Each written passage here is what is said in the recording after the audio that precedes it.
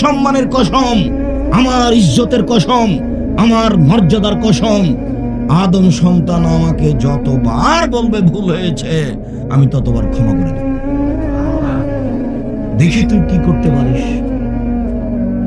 তাহলে আপনি বুঝতে পারছেন না শয়তান আপনার কত বড় শত্রু। ও জিদ করে আছে, ও জীবন বাজি রেখে আপনাকে জাহান্নামে নিয়ে যাবে, এটা ওয়াদা করেছে আল্লাহর সামনে। এটা ওর ওয়াদা, এই জন্য কিয়ামত পর্যন্ত বেঁচে থাকবে। এই মেয়ে, ফ্যাশন বোরকা পরে আছো কেন? তোমার পরনে কোন বোরকা এটা? আর তুমি যে মাথায় কাপড় না দিয়ে বসে আছো, এটা তোমার কেমন? তোমাকে কে শিক্ষিত বলেছে? কে বললো তোমাকে? না, আমি তো কোনোদিন বলিনি। দেখো, জাতির ক্ষতি করে, মানুষের ক্ষতি করে, জনগণকে জাহান্নামে ঠেলে দিয়ে নিজেকে শিক্ষিত মনে করো না। নিজেকে গুটিয়ে রাখো। জীবন অল্প দিনের, বেশি দিনের জীবন নয়। এইভাবে হাট বাজারে যায় না, প্রয়োজন নেই। কই, আমরা তো কোনোদিন হাট বাজারে যাই না, আমাদের তো চলছে, তো আমরা তো বেঁচে আছি। কোনো দিন নয়, একদিনও নয়, এক সন্ধ্যার জন্য নয়, এক মিনিটের জন্য নয়, তো কই আমরা তো বেঁচে আছি। তোমার হাটে বাজারে যাওয়ার লাগে কেন? ঢং ঢং করে চলে যাচ্ছ হাটে বাজারে। তোমার বাপ নেই, তোমার ভাই নেই, তোমার স্বামী নেই, তোমার দেবর ভাসুর নেই, সব কি মরে গেছে? তুমি কি বিপদে পড়ে গেছো? তোমার একটা আত্মমর্যাদা থাকার দরকার। তোমার বাপের একটা আত্মমর্যাদা আছে, যেটা তুমি রক্ষা করবে। তোমার স্বামীর একটা আত্মমর্যাদা আছে, সেটা তুমি রক্ষা করবে। শোনো, মধ্যখানে তোমাকে বলছে দুটা কথা। সম্মানিত দিনী বোন, আপনাকে বলছে একটু দুটা কথা খেয়াল করেন তো। গল্প করছেন নাকি? আপনাকে গল্প করতে নিষেধ করলাম। একজন যদি আপনার গায়ের উপর দিয়ে এইদিকে চলে যায়, তবু আপনি মুখ খুলবেন না। গায়ের উপর দিয়ে চড়ে চলে গেছে, আপনি মুখ খুলবেন না। মুখ বন্ধ করেন। আমি নির্বাচন করতে আসিনি, আমি ভোট চাইতে আসিনি। আপনার স্বভাব ভালো নয় এই কথাটা বলতে এসেছি। আপনার গায়ের উপরে দাঁড় চলে যাক, আপনি কথা বলবেন না, মুখ খুলবেন না। আর উপস্থিত বৈঠকের দিনই মুসলিম ভাই বোন, ক্ষমতা দেখিয়ে একসঙ্গে বাঁচতে চান না। হ্যাঁ, দেখে নিব কে কি করে। এই ক্ষমতা দেখিয়ে এক মিনিট বেঁচে থাকার চেষ্টা করিয়েন না, এরই নাম জুলুম। দাঙ্গাবাজি করে, ক্ষমতা দেখিয়ে, দলীয় দাপট দেখিয়ে মানুষের জমি দখল করিয়েন না, মানুষকে জেল হাজতে দিয়েন না, দোকানে বসে মানুষের বিরুদ্ধে আড্ডা পিটিয়েন না, মানুষের বদনাম করিয়েন না, সুদ ঘুষ খেয়ে অর্থ সম্পদ তৈরি করে অহংকার করিয়েন না। দাঙ্গাবাজি করে, ক্ষমতা দেখিয়ে, আত্মহংকার করে এক মিনিট বাঁচার চেষ্টা করিয়েন না। মাটির মানুষ নরম হয়ে যান। প্রতিবেশী যা বলেছে বলেছে, উত্তর দিবেন না। প্রতিপক্ষ যা বলেছে বলেছে, উত্তর দিবেন না। সময় শেষ হয়ে গেছে।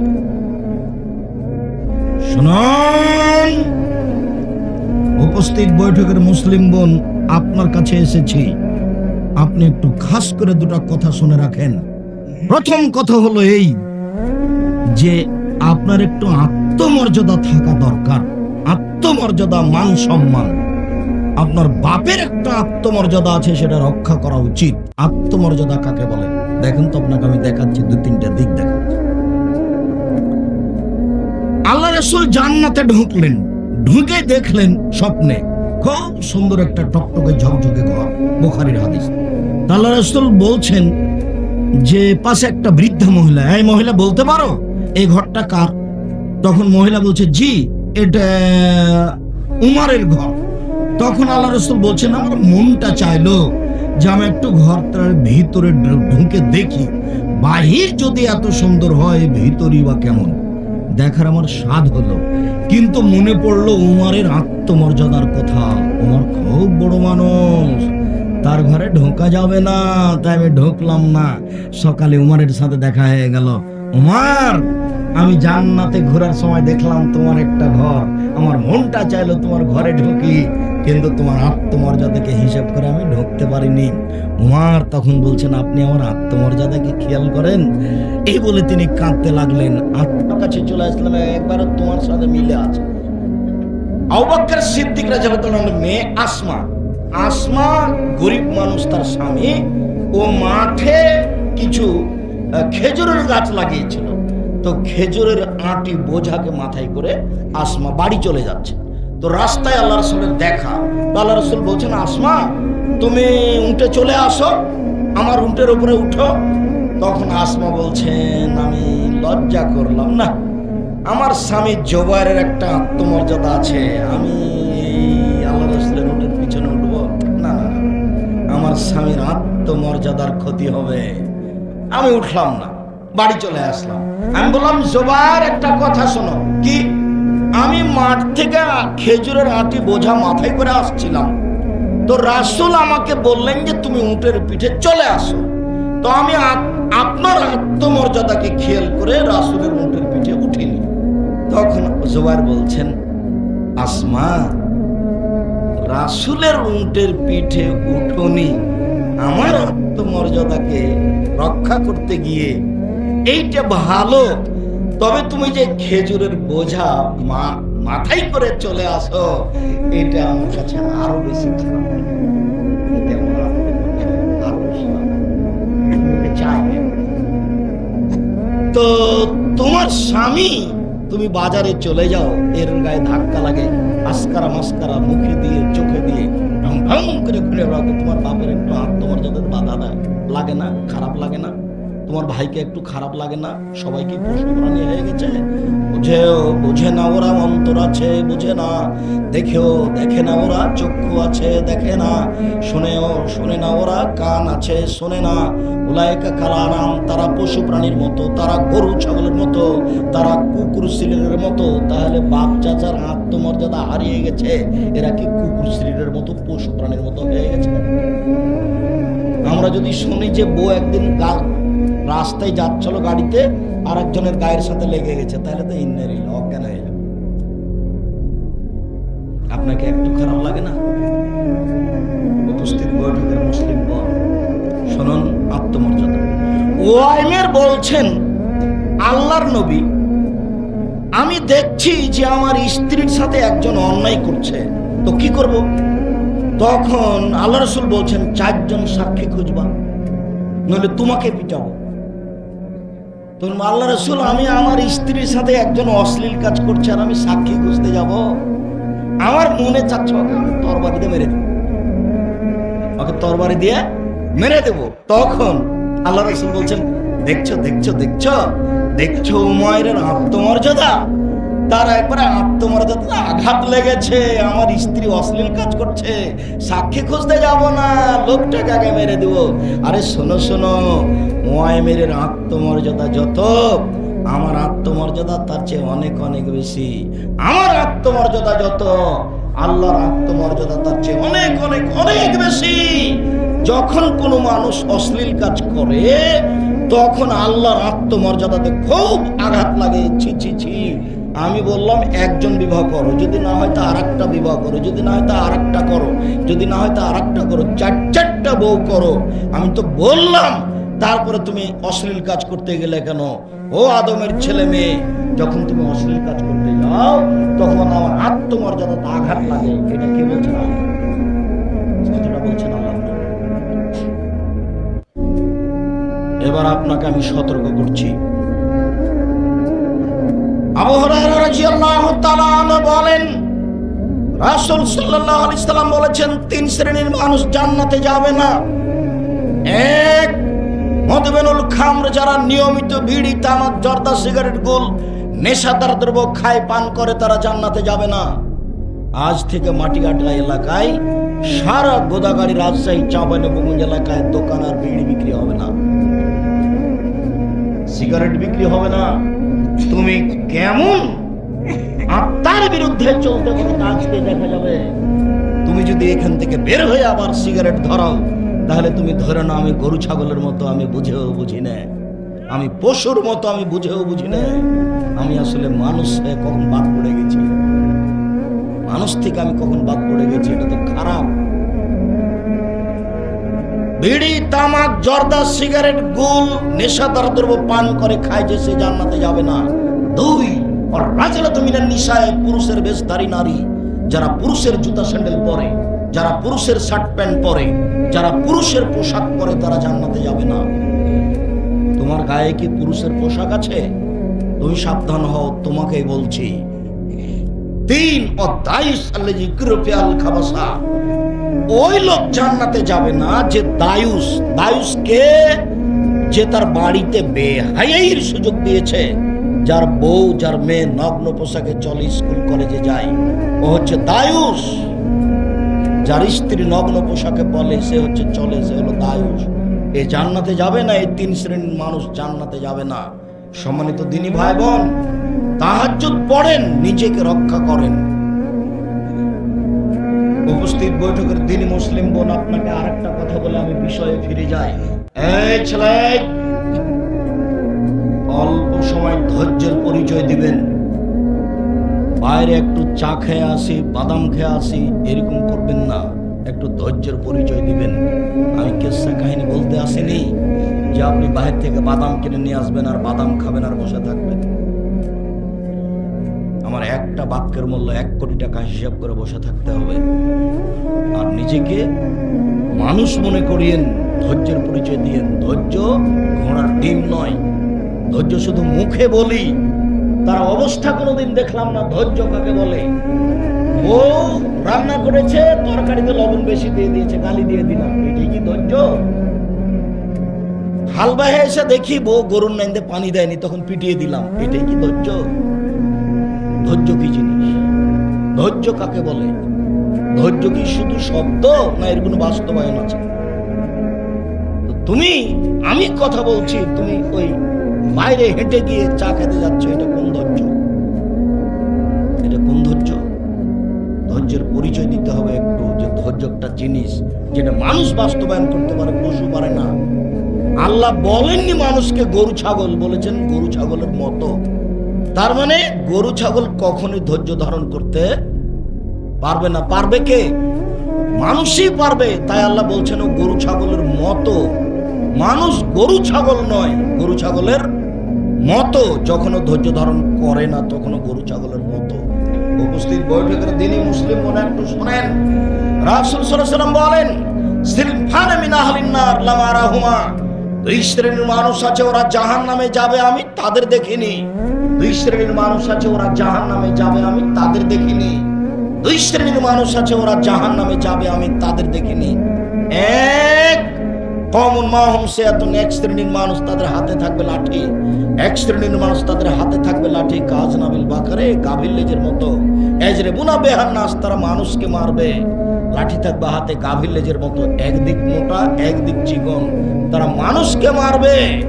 এরকম লাঠি থাকে প্রশাসনের লোকের হাতে, এরকম লাঠি থাকে যারা কলেজ বিশ্ববিদ্যালয়ে পড়ে মারামারি করে, এরকম লাঠি থাকে যারা দলীয় দাপট দেখা দেয় যে তাদের হাতে। যাদের হাতে এরকম লাঠি থাকবে ওরা জাহান্নামে যাবে, ওদের আমি তাদের দেখিনি। 2 নিসাউন, মহিলা, কাসিয়াতুন, কাপড় পরে থাকে, আরিয়াতুন, উলঙ্গ। দেখো তো তোমার কাপড়টা এরকম কিনা। আপনি একজন মুসলিম বোন, আপনি যে ছোট ব্লাউজ পরে আছেন, তো এইখান থেকে নিয়ে কবজি পর্যন্ত এটুকু ফাঁকা, এটুকু কি?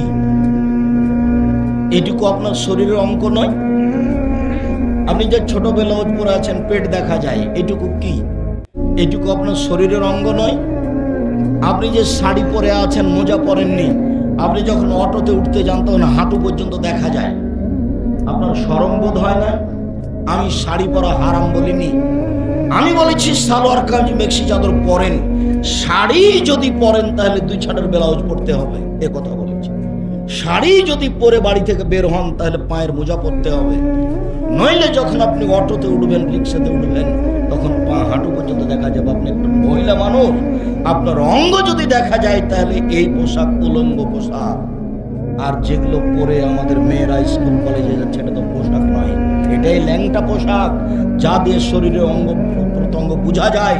এটা পোশাক আল্লাহ রাসূল বলেননি। রাসূল সাল্লাল্লাহু আলাইহি ওয়াসাল্লাম বলেন, নিসাউন, মহিলা, কাসিয়াতুন, কাপড় পরে থাকে, আরিয়াতুন, উলঙ্গ, মুমিলাতুন, ওরা পুরুষকে নিজের দিকে আকৃষ্ট করে। ওরা যখন হাঁটে তখন পুরুষেরা তাদের দিকে দেখতে থাকে। মাইলাতুন, ওরা নিজেরা আকৃষ্ট হয়। যখন রাস্তায় হাঁটে ওরা, তখন কেন জানি কেমন কেমন করে, আনছান আনছান করে। একবার রাস্তা ডান দিকে যায়, একবার বাম দিকে যায়, একবার মাথার চুল নাড়ে, একবার হাত নাড়ে, একবার মুখের ভাঁজ করে কথা বলে। দেখেন তো দিন রাত যেটা চোখে পড়ছে, এরা এইভাবে চলে। লায়াদখুলুল জান্নাহ, এরা জান্নাতে যাবে না। ওয়ালা ইয়াজিদনা রিহাহা, জান্নাতে তো যাবে না, যাবেই না, জান্নাতের গন্ধ পাবে না। ফাইনা রিহা লা তুজাদু মিন মাসিরাতি কাদা ওয়া কাদা, যে জান্নাতের গন্ধ পাওয়া যায় 1 বছরের দূরত্ব পথ থেকে। উপস্থিত বৈঠকের মুসলিম বোন, একটু লজ্জা করুন, আপনার জন্য জান্নাত সহজ। 4টা কাজ করলে জান্নাতের সব দরজাতে ঢুকতে পারবেন। শুনুন, আপনাকে বলছি, উপস্থিত বৈঠকের মুসলিম বোন এইদিকে শোনেন, আপনাকে বলছি, আপনি যদি 4টা কাজ করেন তাহলে জান্নাতে সহজেই চলে যাবেন। যদি আল্লাহ রাসূল যখন জাহান্নাম দেখলেন তখন বলছেন যে শুধু মহিলা আর মহিলা, জাহান্নাম মানে নারী, জাহান্নাম মানে নারী, শুধু নারী আর নারী। এরপরে বলছেন মহিলার যদি 4টা কাজ করতে পারে তাহলে জান্নাতের সব দরজা খোলা, সবটা দিয়ে ঢুকতে পারবে। এত বড় সুযোগ পুরুষকে দেওয়া হয়নি। 1 সালাত খামসাহা, 5 ওয়াক্ত সালাত আদায় করলো। 2 সমাজ সাহারাহা, রমজান মাসের সিয়াম পালন করলো, রোজা থাকলো। 3 আতাত বালাহা, স্বামীকে মেনে চললো। 4 আহসানাত ফারজাহা, জেনায় লিপ্ত হলো না। এই 4টা কাজ করেনি যে, এই 4টা কাজের হেফাজত করেছে যে, তার জন্য জান্নাতের সব দরজা খোলা। 1 5 ওয়াক্ত সালাত, 2 রমজান মাসের রোজা, 3 স্বামীকে মেনে চলা। শুনুন, আপনার স্বামীর মুখ খারাপ, এ কথাই ঠিক। আপনার স্বামী আপনাকে গালি দেয়, এ কথাই ঠিক। আপনার স্বামী আপনাকে মারে, এ কথাই ঠিক। এরপরেও আমি আব্দুর রাজ্জাক বিন ইউসুফ আপনাকে আমি অনুরোধ করছি, এই স্বামীকে মেনে চলেন, ভালো। এই স্বামীকে বাদ দিয়ে আপনি আরেকটা সংসার করবেন, সেটা ভালো হবে। এটা কি করে আপনি বুঝলেন? গালি দেখ, মুখটা বন্ধ রাখেন, আপনি মারুক, তবু আপনি ধৈর্য ধারণ করেন। আপনি এই সংসার ত্যাগ করিয়েন না। আর এই যে মাস মাস সপ্তাহ সপ্তাহ কথা বলেন না, 1 গ্লাস পানি চাইলে পানি নিয়ে এসে ঠেক কস করে সামনে রেখে চলে যান। এইভাবে তো আপনার ইবাদত কবুল হবে না। তিতা লাগুক মিঠা লাগুক, তাকে মেনেই চলতে হবে, জান্নাত সহ। আমি বলিনি এই কথা, মুহাম্মদ সাল্লাল্লাহু আলাইহি ওয়াসাল্লাম বলেছেন। আমার এটা ব্যক্তিগত কথা। 4 জেনা, কথার কথা। আব্দুর রাজ্জাক সাহেব, দুঃখিত, আপনাকে তো আমি বলতে পারছি না, আমার ছাত্রী জীবনে জেনা ঘটে গেছে, এখন কি করি? দুশ্চিন্তা ভোগ করিয়েন না, ক্ষমার জন্য আল্লাহ প্রতীক্ষমান রয়েছেন। শোনো, তুমি যদি আজ থেকে জেনা বন্ধ করতে পারো, মোবাইলে যদি প্রেমের গল্প বন্ধ করতে পারো, আল্লাহ তাআলা বলছেন, ওয়ানাহা নাফসা আনিল হাওয়া ফাইনাল জান্নাতা হিয়া আল মাওয়া। যে ব্যক্তি অশ্লীল কাজ থেকে নিজেকে ঠেকিয়ে দিল, বলে দিল আমি আর কোনোদিন অশ্লীল কাজ করব না, আমি আল্লাহ তাকে জান্নাতুল মাওয়া দিয়ে দিলাম। এই কথা আল্লাহ বলেন। আপনি আজ থেকে অশ্লীল কাজ বন্ধ করেন, জান্নাতের সব দরজা খোলা, আপনি চিন্তা করবেন না। আপনি একটু আল্লাহকে বলেন। আল্লাহ তাআলা বলছেন, ইয়া আদম মা দাওতানি ওয়া রাজাওতানি গাফারতু লাকা আলা মা কানা ফিকা ওয়ালা উবালি। এ আদম ছেলে মেয়ে শোনো, আদমের ছেলে মেয়ে শোনো, তুমি যেভাবে ডাকো আমি সেভাবে থাকি, তুমি যেভাবে আশা পোষণ করো সেভাবে আমি পূর্ণ করে থাকি। আদমের ছেলে মেয়ে শোনো, তুমি যেভাবে ডাকো আমি সেভাবে থাকি, তুমি যেভাবে আশা পোষণ করো সেভাবে আমি পূর্ণ করে থাকি। তুমি ক্ষমা চাইলে আমি তোমাকে ক্ষমা করে দেব, আমি পরোয়া করি না তুমি কত বড় পাপী, আমি পরোয়া করি না তুমি কত বড় পাপী, আমি পরোয়া করি না তুমি কত বড় পাপী। আদমের ছেলে মেয়ে শোনো, লাউ বালাগাত যুনুবুকা আনা সামায়ে, তোমার পাপ বেশি হতে হতে যদি আকাশে লেগে যায়, পাপ আর পাপ, আকাশ জমিন পরিপূর্ণ হয়ে আছে তোমার পাপে, ফাস্তাগফিরতানি, এরপরে যদি তুমি যদি আমার কাছে ক্ষমা চাও, গাফারতুলাকা, আমি তোমাকে ক্ষমা করে দেব। ওয়ালা উবালি, আমি পরোয়া করি না তুমি কত বড় পাপী, আমি পরোয়া করি না তুমি কত বড় পাপী, আমি পরোয়া করি না তুমি কত বড় পাপী। আদমের ছেলে মেয়ে শোনো, এই দুটা বাক্য আমি পৃথিবীতে বললাম। বিচারের মাঠে যখন তোমরা সবাই আসবে, তখন আমি আল্লাহ তোমাদের সামনে আবার আসব। আল্লাহ আপনার সামনে বিচারের মাঠে এসে বলবেন, আদম সন্তান শোনো, লা আতাইতা বে কোরাবিলার যে খাতায়া সুমা লাকিতানি লা তুশরিকু শায়া লা আতাইতুকা বে কোরাবিহা মাগফিরা। আদমের ছেলে মেয়ে শোনো, আজকে বিচারের মাঠে উপস্থিত হয়েছো পাপ নিয়ে। তোমাদের পাপ আকাশ জমিন পরিপূর্ণ হয়ে আছে, পাপ আর পাপ। আমি আল্লাহ তোমাদের সামনে উপস্থিত হয়েছি। তোমার যে পরিমাণ পাপ আমার সেই পরিমাণ ক্ষমা, তোমার যে পরিমাণ পাপ আমার সেই পরিমাণ ক্ষমা। তোমার পাপ যত আমার ক্ষমা তত, তোমার পাপ যত আমার ক্ষমা তত, যদি শিরক না থাকে।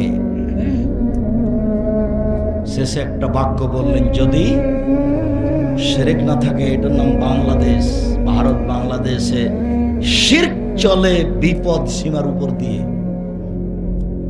এদেশের স্কুল কলেজ শিক্ষা প্রতিষ্ঠান অফিস আদালত কোর্ট কাচারি শিরক দিয়ে ভরা।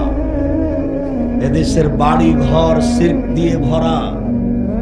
আপনার মা কুলাতে চাউল ঝাড়ছে, আপনার ছেলে যদি কুলার উপরে চড়ে নেয়, তাহলে আপনার মা বলে সব কুলাক্ষণে ছেলে কুলাতে পা দিতে হয়। তো কুলাতে পা দিলে কি হবে? এটা বলতে পারে আপনার মা, এখন একটু শর্ত বিরক্ত করিস না, এটা বলতে পারে, কিন্তু বলছে যে কুলা থেকে পা